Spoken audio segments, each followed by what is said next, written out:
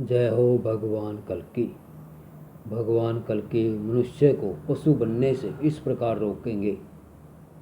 यह वीडियो आप अंत तक अवश्य देखें। पशु भी खाता पीता है, मनुष्य भी खाता पीता है। पशु भी दुख सुख भोगता है, मनुष्य भी दुख सुख भोगता है।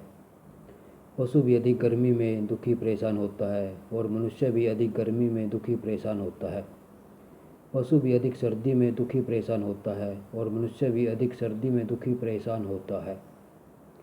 पशु भी जीवन भर बहुत कुछ सीखता है।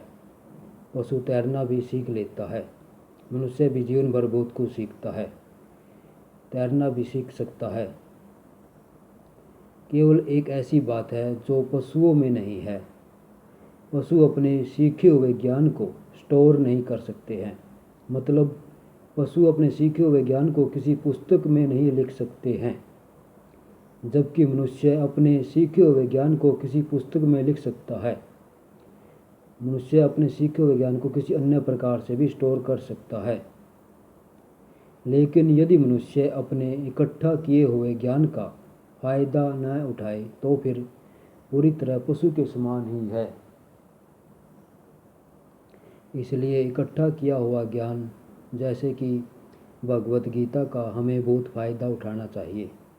मतलब अपने विचारों को, अपनी सोच को सही करना चाहिए भगवत गीता को पढ़कर। भूल हो जाने पर फिर से भगवत गीता को पढ़कर अपना मार्गदर्शन करना चाहिए। भूल हो जाने पर पशु का ज्ञान नष्ट हो जाता है, लेकिन मनुष्य किसी पुस्तक में लिखकर उस ज्ञान को अमर बना सकता है।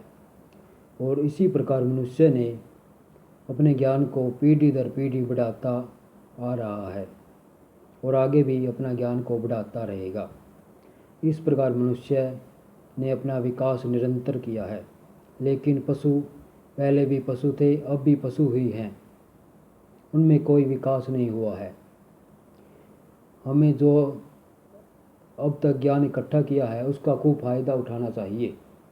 यदि हम अपने इकट्ठे किए हुए ज्ञान का फ़ायदा नहीं उठाते हैं तो फिर पशु में और हम में क्या अंतर है। जय हो भगवान कल्कि।